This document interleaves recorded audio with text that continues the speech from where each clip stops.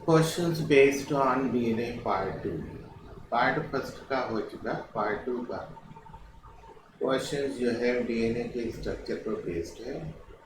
और डीएनए के स्ट्रक्चर पर बेस्ड क्वेश्चंस के आंसर देने का मतलब ये होगा कि आप डीएनए का स्ट्रक्चर वाटसन और क्रिक द्वारा प्रपोज जो मॉडल है उसको ध्यान से आपको अपनी मेमोरी में रखना होगा। आपको पेंटोज शर्करा में डीऑक्सीराइबोज और राइबोज शर्करा का डिफरेंस स्ट्रक्चरली देखना पड़ेगा। दूसरी चीज़ ये है कि पेंटोज शुगर डीऑक्सीराइबोज शर्करा के साथ नाइट्रोजनस बेस लगे हुए होंगे और फॉस्फेट ग्रुप लगा हुआ है।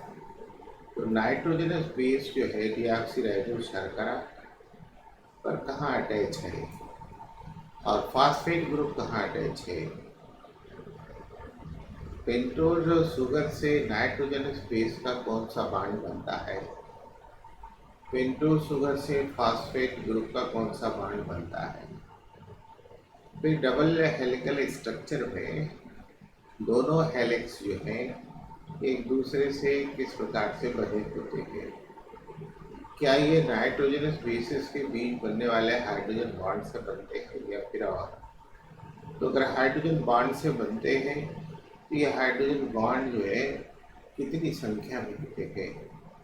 एक रज्जु का कौन सा नाइट्रोजन क्षार दूसरे रज्जु के किस नाइट्रोजनी क्षार से बनेगा, ये भी आपको याद रखना पड़ेगा, मेमोरी में रखना पड़ेगा। दूसरी चीज़ नाइट्रोजनस बेस दो तरह के होते हैं, प्यूरिन और पिरामिडिन, उनका स्ट्रक्चर आपको क्लियर रखना पड़ेगा। और साथ साथ जो है आईपीसी नेमिंग सिस्टम भी आपको याद रखना पड़ेगा। तो जब तक स्ट्रक्चर क्लियर नहीं होगा आईपीसी नेमिंग सिस्टम आप सही याद नहीं रख पाएंगे। दूसरी चीज़ ये है कि एक रज्जु पर कौन सा नाइट्रोजनी क्षार होता है वो दूसरे रज्जु के किस नाइट्रोजनी क्षार से बनेगा, ये बात भी आपको याद रखनी पड़ेगी। फिर थोड़ा सा शॉर्टकट जो है आरएनए और डीएनए में सिमिलरिटीज और आरएनए डीएनए में डिसिमिलरिटीज, असमानता और असमानता को भी याद रखना पड़ेगा। तो इस तरह से चलिए प्रश्नों को सॉल्व करने का प्रयास करते हैं।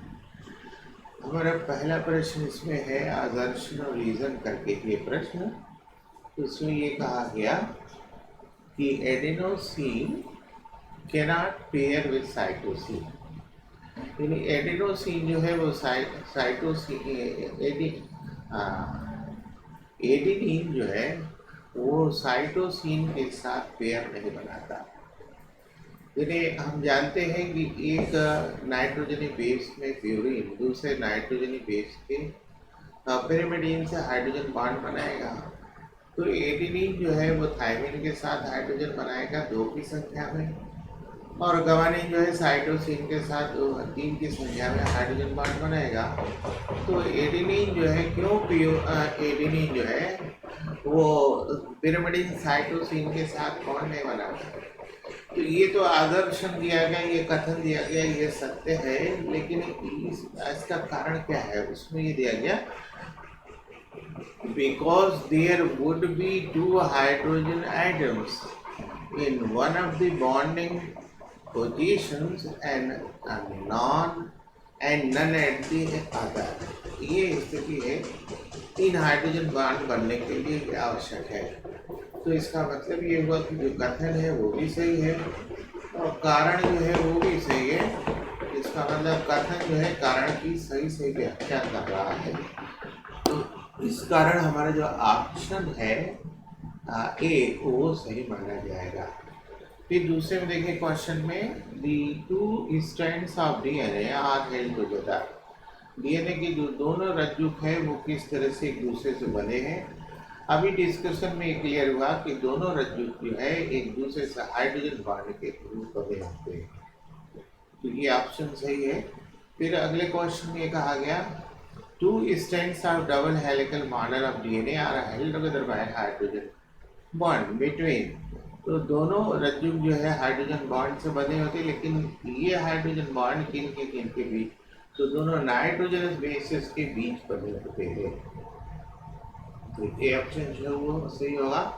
फिर अगले क्वेश्चन में डबल हाइड्रोजन बॉन्ड्स अगर इन डीएनए बिटवीन, यानी डीएनए में दो हाइड्रोजन बॉन्ड बनता है किन के बीच, तो एडेनिन और थायमिन के बीच जो हाइड्रोजन बनता है उसकी संख्या 2 होती है, और गवानिन और साइटोसिन के बीच जो हाइड्रोजन बॉन्ड बनता है उसकी संख्या 3 होती है। फिर इस क्वेश्चन में कहा गया hydrogen bonds between cytosine and guanine, cytosine और गवानिन के बीच जो हाइड्रोजन बॉन्ड बनते हैं उनकी संख्या कुल 3 होती है। अगले क्वेश्चन में if a highly purified sample of plant DNA is dissolved in distilled water, the resulting solution will be, आप केमिस्ट्री में पढ़े हुए पदार्थ 3 प्रकार के होते हैं, एक अम्लीय, क्षारीय और एक उदासीन। तो अगर अम्लीय पदार्थ है तो उसका जल अपघटन करने पर जो अम्ल बनेगा वह अम्लीय लक्षण का होगा, और अगर क्षारीय पदार्थ है तो उसका जल अपघटन करने पर जो विलयन प्राप्त होगा वो क्षारीय प्रकृति का होगा। डीएनए में फास्फेट ग्रुप होता है और फास्फेट ग्रुप के कारण डीएनए अम्लीय होता है, इसलिए अगर इसका हाइड्रोलिसिस करते हैं तो जो विलयन बनेगा वो भी एसिडिक इन नेचर यानी अम्लीय होगा। अगले क्वेश्चन में देखिए दी acidic character of DNA and RNA, RNA और डीएनए एसिडिक कैरेक्टर होते हैं, अम्लीय लक्षण होता है। क्यों, अभी हमने ये लिया था कि फास्फेट ग्रुप के कारण, ये फास्फेट ग्रुप आर्थोफॉस्फोरिक अम्ल से आता है, और फास्फोरिक अम्ल एसिड है, अम्ल है, इसलिए डीएनए आरएनए जो होगा वो अम्लीय प्रकृति का होगा, और ये अम्लीय प्रकृति उसके फास्फेट ग्रुप या फास्फोरिक एसिड ग्रुप के कारण होता है। अगले प्रश्न में देखिए Which of the following is not present in nucleic acid? हमारे पास 2 न्यूक्लिक एसिड है, डीएनए और आरएनए। डीएनए और आरएनए में कौन सी चीज़ है, यहाँ 4 ऑप्शन दिए गए हैं जो कि नहीं होते। तो डीएनए आरएनए में फास्फेट ग्रुप होता है, उसके बाद जो है पेंटोज शर्करा होती है, नाइट्रोजन बेसिस होते हैं, लिपिड नहीं होता। तो ये हमारा ऑप्शन ए सही होगा। ये न्यूक्लिक एसिड में लिपिड नहीं पाया जाता। आप इस क्वेश्चन में देखिए, इस क्वेश्चन में आपको कॉलम मैचिंग है। जब कॉलम मैचिंग के प्रश्नों के जवाब में जाते हैं तो फिर आंसर में देखते हैं कि क्या कोई ऐसा पॉइंट है जो चेंज हो रहा है। देखिए ए में सब 5 है, बी में सब 4 है, सिर्फ एक बी जो है वो 1 है, और फिर सी में सब 2 है, एक सी जो है 1 है, और डी में सब 3 है, एक डी 1 है, और ई में 1 2 3 4 सब है। तो हम आंसर किसी एक पर जो आपको यहाँ आता हो लेकर के चल सकते हैं। तो हम अपना आंसर बी पर भी ले सकते हैं, सी पर ले सकते हैं, डी पर ले सकते हैं, ई पर ले सकते हैं। क्योंकि अगर हम बी पर लेंगे तो हमको डी वाले ऑप्शन को चेक करना पड़ेगा, यही अलग है। सी पर लेंगे तो हमको बी वाले आंसर को चेक करना पड़ेगा, डी पर लेंगे तो आंसर सी वाले चेक करना पड़ेगा, और फिर ई पे लेते हैं तो जो इसमें से आपको आता है उस हिसाब से चेक करना पड़ेगा। ठीक है, तो अब जैसे हम ई पर लें तो ई में दिया गया एक्सरे डिफ्रैक्शन, ये डीएनए की लेंथ के लिए होता है, तो ई जो है वो फोर्सेस से माना जाएगा, इसलिए हमारा इस प्रश्न का ऑप्शन बी सही हुआ। इन्हें हमको हर एक ऑप्शन को मिलाने की आवश्यकता नहीं पड़ेगी। फिर ये कहा गया which of the following scientist demonstrated that in DNA A is equal to T and G is equal to C. A is equal to T का मतलब होता है molar concentration of adenine is equal to molar concentration of thymine. Molar सांद्रता guanine की जो होती है वही मोलर सांद्रता साइटोसिन की। ये चारगाफ ने कहा था, इसलिए ये नियम चारगाफ नियम से लगाया जाता है। साइंटिस्ट एरविन चारगाफ 93 में चलिए। The rule that in a DNA the amount of adenine equals to that of the thymine and that of the guanine equals to cytosine. ये भी ऊपर ही के प्रश्न में था, हमने ये कहा कि ये चारगाफ रूल है, तो ऑप्शन डी से according to the Chargaff rule. तो चारगाफ रूल के हिसाब से ये हमारा क्वेश्चन नंबर 94 है। चारगाफ रूल के हिसाब से कई बातें हैं, उसको समझिए। इसमें कहा गया a plus T plus G plus C is equal to 100। फिर ये कहा गया a plus T upon G plus C is equal to constant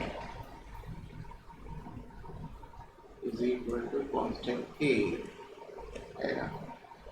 और फिर एक चीज और बात कहेंगे, A plus G upon C plus T is equal to 1। ठीक है, A plus G upon C plus T is equal to 1, है ना। तो इस हिसाब से, और दूसरी चीज a is equal to T and g is equal to c, और में purine is equal to guanine. तो इस हिसाब से हमारे इस 94 क्वेश्चन में जो ऑप्शन सही बना जाएगा वो डी हो जाएगा। अब इस क्वेश्चन में देखिए 95, क्वेश्चन नंबर 95 में ये कहा गया which of the following is correct according to, तो a plus G is equal to C plus T, है ना। a plus G is equal to C plus T, है ना। क्यों? अगर हम a प्लस डी ले, a plus T is equal to C plus T, तो a प्लस जी और c की मात्राएं समान होती है, तो g की जगह हम c भी लिख सकते हैं, is equal to C plus T, then c cancel with c, then a is equal to T. इसलिए हमारा ये ऑप्शन सी सही होगा 95 में। अब अगले क्वेश्चन के लिए 96 में 96 में ये कहा गया which one is not true. कौन सी बात सही नहीं है? तो a is equal to T होगा, नॉट g होगा, और g is equal to C होगा, नॉट टी होगा। तो इसीलिए ये बात सही नहीं है। उसी तरह से इसमें कहा गया विच वन इज फॉल्स, कौन सी चीज इसमें है? तो a by T is equal to 1, क्योंकि a और t दोनों मात्राएं बराबर होती हैं इसलिए सही है। c और g की मात्राएं भी बराबर होती हैं इसलिए ये भी सही है। a plus T is equal to C plus G, ये भी बात सही है ना। तो a प्लस जी ये भी बात सही है। 97 देखिए a plus g is equal to c plus T है, तो a plus C is equal to C plus T, then a is equal to T, ये बात सही होगी। फिर दूसरा है a plus T is equal to C plus G, तो ये हम बात सही नहीं है। इसमें ये कहा गया कि a plus T by C plus G is equal to constant, ये बात कही है, इसलिए ये चीज जो है फॉल्स है। फिर इसमें आइए विच रेशियो इज कांस्टेंट, तो a plus T upon G plus C ये कांस्टेंट होता है किसी भी गिवन स्पीसीज के लिए। और यही बात इसमें आगे प्रश्न में a plus C a plus T a plus T upon G plus C, तो यहाँ रेसिप्रोकल है उसका g plus C upon a plus T, ये भी ऑप्शन सही होगा। फिर क्वेश्चन नंबर 100 में देखें, in DNA 10% of Gawane D जो है 10% है, तो सी भी 10% हो जाएगा, तो टोटल हो गया 20%। तो 100 में से 20 हो गया 80, तो फिर A is equal to T है, तो दोनों 40-40 हो जाएंगे। तो क्वेश्चन इसमें पूछा गया हाउ मच थायमिन इज, 40% आएगा।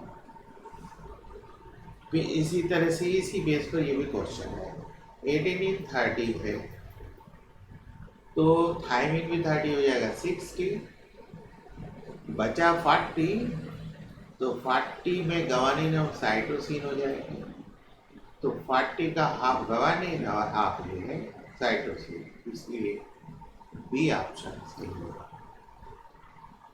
अगले क्वेश्चन आएगा, अगला क्वेश्चन है if 30% of an organism DNA is thymine, thymine जो है 30% है, तो एडेनिन और थायमिन, एडेनिन और थायमिन दोनों की मात्रा बराबर है, तो 30% ये है तो 30% ये भी हो जाएगा। ठीक है, तो ऑप्शन नंबर आपका सी से। In DNA percentage of thymine, thymine जो है वो 20 है, तो एडेनिन भी 20, 40 बचा 60, 60 का हाफ कर देंगे तो वो गवानिन और साइटोसिन, यानी 30 जो है वो गवानिन है। अब जो है क्वेश्चन नंबर 104, चारगाफ रूल यानी चारगाफ का नियम जो है किस पर लागू होगा, तो चारगाफ का नियम जो है ये डबल स्टैंडर्ड डीएनए पर लागू होगा। फिर यहाँ कहा गया you are studying a bacterial virus and found its base composition to be, A जो है 22% है, टी जो है 28% है, इसलिए ये डबल स्टैंडर्ड डीएनए पर लागू नहीं होगा, ये फिर सिंगल स्टैंडर्ड डीएनए पर लागू होगा। फिर 106 में देखिए सेम क्वेश्चन रिपीट हो रहा है कि A is equal to 40, T is equal to 20T2 और G is equal to 21, C is equal to 17, तो फिर ये डीएनए जो है सिंगल स्टैंडर्ड होगा, ये डबल स्टैंडर्ड डीएनए नहीं है, चारगाफ के नियम का पालन नहीं होगा। DNA is rarely double standard, ऐसी बात नहीं है, ये रेयरली सिंगल स्टैंडर्ड हो सकता है। अगले क्वेश्चन में देखिए, single standard DNA is found in 5174 में, ये बात सही है। ये कहा गया 2003 was celebrated as 50th anniversary of discovery of structure, Watson and Crick का 50 साल पूरा हो जाता है 2000। फिर उसके बाद ये कहा गया double helical model of DNA molecule was Watson and Crick ने दिया था, ये ऊपर से आ रहा है बार बार, रिसिपिएंट ऑफ इसीलिए इनको नोबेल प्राइज मिला था, इसलिए प्रश्न का जवाब जो है वाटसन एंड क्रिक आया। और फिर नोबेल प्राइज 1962 में दिया गया था, तो बी ऑप्शन सही होगा। और इसमें देखिए 13 में to determine the 3 dimensional structure of DNA, Watson and Crick took the help of X-ray diffraction से ले गया। 140 क्वेश्चन में देखिए radio tracer Radio tracer 114 questions. Techniques show that DNA is in. इसमें ये प्रदर्शित हुआ कि डीएनए की संरचना दो ही रज्जुक है, तो फिर मल्टी सिंगल ये डबल हमारे सी ऑप्शन इसके लिए सही है। अब अगले question, the double helical model of DNA resembles twisted ladder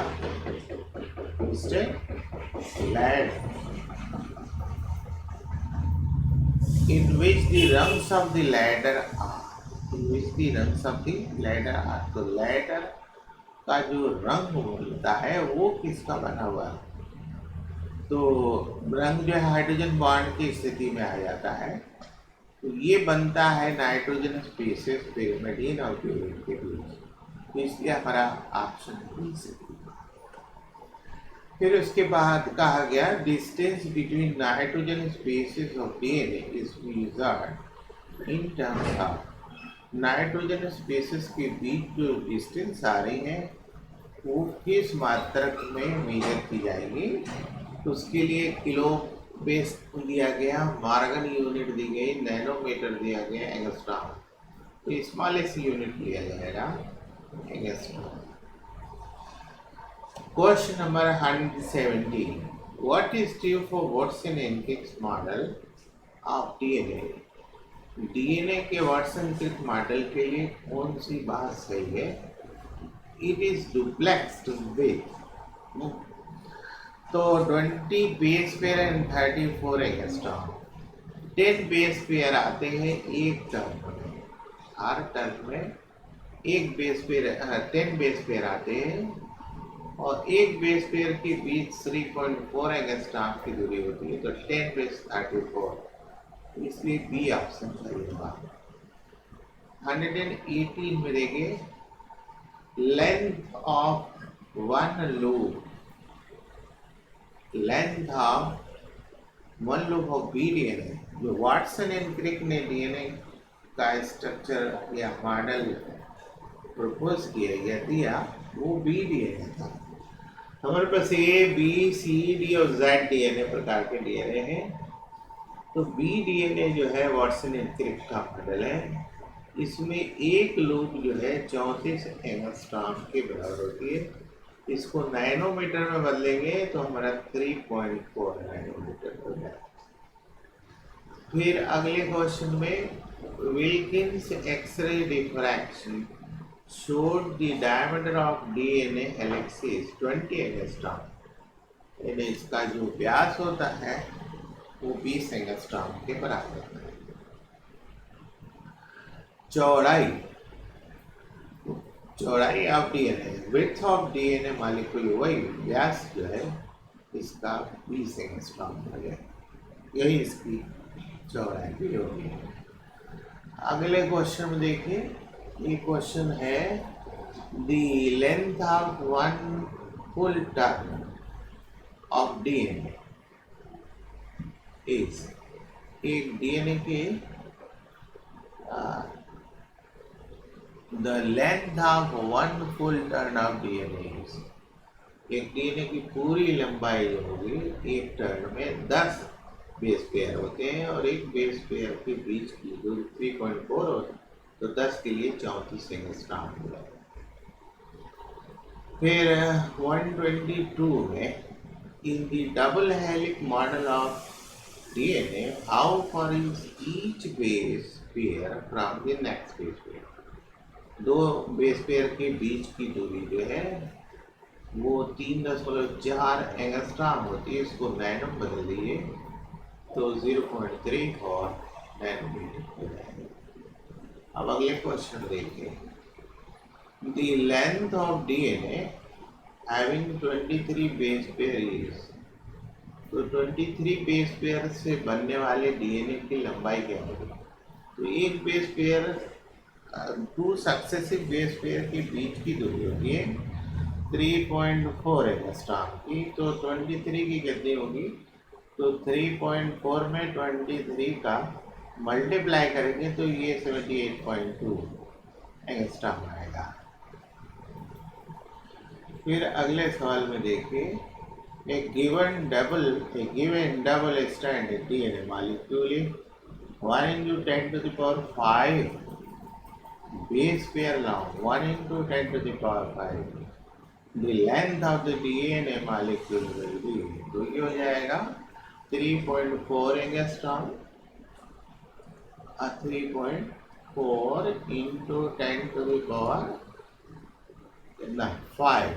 अब जब हम इसको नैनो में लेंगे तो हमारा जवाब आ जाएगा 3.4 into 10 to the power 4 nano.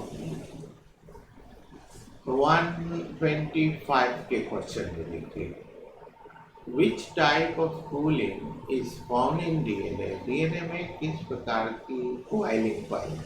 Which type of coiling is found in DNA? तो right-handed coiling पाई जाएगी घड़ी की सुई की दिशा में, दक्षिणावर्त दिशा में. उसके बाद वही बात यहाँ आ रही क्वेश्चन में, DNA has left handed, right handed, parallel, लेकिन ये जो कॉइलिंग होती है राइट हैंडेड एंटी पैरेलल होती है, एक दूसरे के प्रतिदिश. तो right handed coiling and anti parallel. फिर उसके बाद 127 में देखिए, DNA is double helix. Anti parallel होने के लिए इसमें कंप्लीमेंट्री है, ये दोनों रज्जुक और एक दूसरे से एंटी पैरेलल है. फिर इसमें देखिए, DNA is very long in relation to its diameter. इसके व्यास की तुलना में इसकी लंबाई बहुत अधिक होती है. If A strand of DNA is 0.5 millimeter in length, so what is the ratio of length to diameter or the axial ratio? तो 0.1 ये mm है अपॉन 20 ये उसका ये एंगस्ट्रॉम में है डायमीटर. तो इसको जब हम सॉल्व करेंगे तो हमारा जो क्वेश्चन का आंसर आएगा वो 50,000 के बराबर है. यहाँ हम इसको भी एंगस्ट्रॉम में बदल लेंगे और तब ये सॉल्व करेंगे तो हमको 50,000 बनेगा. फिर 129 में है, विच of the following statement regarding A double helical molecule of DNA is. तो DNA की द्विरज्जुक संरचना के बारे में ये 4 बातें कही गई, इसमें से कौन सी बातें सही है? Each stand is identical, each stand replicate itself, bases are perpendicular to the axis, all hydroxyl group of pentose are involved in linkage. है ना, तो ऐसी बात नहीं है. bases are perpendicular to the axis, ये बात जो है समझ में आ गई. सी ऑप्शन सही होगा. फिर उसके बाद the coiling of double strands in DNA is right handed है, ये पहले क्वेश्चन आ चुका है. और फिर a double strand DNA measures 34 millimu. How many nucleotides pair will be present there? तो अब इसको हल करिए 36 में. तो 34 मिलीम्यू है अपान ये डबल स्ट्रैंड ना मीजर, इसकी लंबाई ये है. और फिर 3.4 एंगस्ट्रॉम से इसको डिवाइड कर लीजिए तो आपको 100 मिलेगा आंसर. फिर उसके बाद 132 क्वेश्चन में पूछा गया, how many base pair are found in one turn of DNA में 10 बेस पेयर पाए जाएंगे. ये ऊपर प्रश्न तो आ चुका है. फिर 133 में आप देखें, ये DNA contains 20,000 base pair, 20,000 base pair है. How many nucleotides will be present in it? है ना। ये बेस पेयर है 20,000 और दो न्यूक्लियोटाइड के बीच दो बनता है, बेस पेयर आता है, तो फिर 20 बेस पेयर इसका दुगना हो जाएगा 40,000। तो ये आंसर हमारा हुआ। अगले क्वेश्चन में चलिए। इस क्वेश्चन में कहा गया in a double strand DNA the sequence of base pair in one strand, एक स्ट्रैंड में जो नाइट्रोजन स्पेसेस हैं वो adenine, guanine, cytosine, thymine, adenine, adenine, guanine, cytosine, cytosine. What is the complementary sequence of the other hand या other strand? तो इसमें जो दो स्ट्रैंड बनते हैं तो एक स्ट्रैंड में प्यूरिन, दूसरे में पिरामिडिन, तो ए के साथ थाइमिन लगेगा। तो जिस ऑप्शन में थाइमिन से शुरुआत हो वो ऑप्शन हमारा सही होगा, केवल ए में ऐसा है, इसलिए केस होगा। फिर कॉलम मैचिंग है। इस कॉलम मैचिंग में देखिए इतने नाम हैं, इसमें वॉल्डेयर का नाम जो है क्रोमोसोम से मिलता है, वॉल्डेयर का नाम क्रोमोसोम से, यानी सी पर 2 है और सी पर 2 ये डी है ऑप्शन, इसलिए डी ऑप्शन सही हो जाएगा।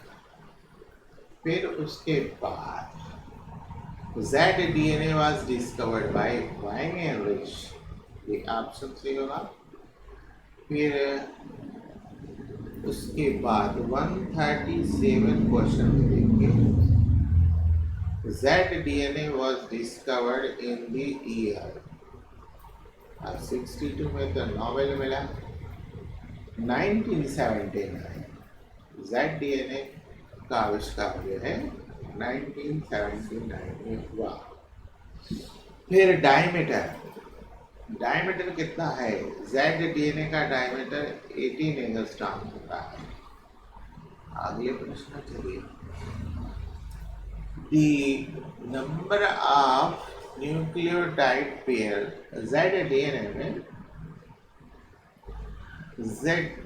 में number of nucleotide pairs in a complete piece of ZDNA में तो 12 है, 12। फिर इसमें पूछा गया which of the following statement is false, कौन सा स्टेटमेंट गलत है? ये पहले स्टेटमेंट जो है 36 एंगल वाला, 36 डिग्री वाला, ये गलत है। फिर इसमें देखिए ये आपका ABC और Z, ABC और Z, ये DNA का प्रकार है, ये किससे मैच करेगा? तो B में 10 बेस पेयर है, तो B का मतलब ये 2 से मैच करेगा। तो B जो है 2 से केवल एक ही ऑप्शन मिला है, सी में, सी ऑप्शन से होगा। फिर इसमें देखिए, इसमें भी वही बात आगे में, इसमें अलेक्जेंडर फ्लेमिंग डिस्कवर पेनिसिलिन, ये स्थिति आ रही, इसी पर हम आंसर ले लेंगे। डी जो है 1 में है, इस सारे ऑप्शन में केवल एक जगह डी जो है 1 के बराबर है, इसलिए आंसर डी सही होगा। फिर डीएनए शोज हाइपर क्रोमिसिटी, ये हीटिंग में डीनेचुरेशन होता है। फिर उसके बाद DNA is denatured by heat and acidic medium, जब उसको देंगे तो यानी बोथ ए एंड बी, यानी डी ऑप्शन होता है इसमें सही दिया है। फिर if an isolated strain of DNA is kept, it do no effect, कोई इफेक्ट नहीं पड़ेगा। 145 क्वेश्चन में सी है, सी का मतलब ये it uncoils an instant separate, यानी डीनेचुरेशन होगा। फिर 146 में कहा गया which DNA molecule among the following will melt at lowest temperature, कम से कम टेम्परेचर इसका मेल्टिंग पॉइंट के लिए होगा, तो जिसमें हाइड्रोजन बॉन्डिंग कम होगी वही होगा। इसका मतलब जिसमें गवानिन और साइटोसिन सबसे कम होगा उसमें हाइड्रोजन बॉन्डिंग सबसे कम होगी और वही ऑप्शन सही होगा। तो बी में देखिए यहाँ गवर्निंग साइटोसिन की संख्या बहुत कम है, बकिया में इसमें सब ज़्यादा है, इसलिए हमारा जो उत्तर आएगा वो बी होगा। फिर अगले चलिए 148 क्वेश्चन में विच of the following is not true for DNA. DNA के लिए ये इसमें से कौन सा सही नहीं है। डायरेक्ट सिंथेसिस ऑफ प्रोटीन का डायरेक्ट सिंथेसिस कर ले पाएगा, है ना। तो ये हमारा जो है 148 के क्वेश्चन में ये पहला आंसर है। फिर उसके बाद 149 में major difference between DNA and cDNA. DNA और सीडीएनए में अंतर क्या है। एक्सॉन्स एब्सेंट इन डीएनए नहीं, इंट्रॉन्स एब्सेंट इन सीडीएनए, ये है डी। तो फिर उसके बाद 150 क्वेश्चन में genes were first artificially synthesized, पुराना ये दिया ऑप्शन से होगा। आगे क्वेश्चन देखिए, इसमें कहा गया find out the number of phosphodiester bond and an glycosidic bond कितने हैं। तो फास्फोडाइएस्टर देखिए यहाँ ये नहीं होगा, ये ये मोनोएस्टर है। तो एक ये हो गया और एक ये हो गया, दो और ये तीन। तो पीडीबी इसमें तीन होगा, वही आंसर सी है। तो पीडीबी देखिए केवल एक ऑप्शन है बी, उसी में ये सही है। इसमें भी पूछा गया पीडीबी और एनजीबी हाउ मेनी, इसमें कितना है। तो पीडीबी के लिए 1 2 3 4 ये 5 और ये 6। तो 6 जिसमें पीडीबी होगा वो हमारा आंसर सही हो जाएगा। तो 6 केवल सी में है, तो ये हमारा आंसर सही है। तो इस तरह से हम शॉर्ट टाइम में कम समय में अपने ढेरों सारे क्वेश्चंस को बायोलॉजी में सॉल्व कर सकते हैं। इसी अनुसार आंसर जानने की और द्रुत गति से पेपर हल करने की विधा का प्रयोग करिए, सफलता मिलेगी।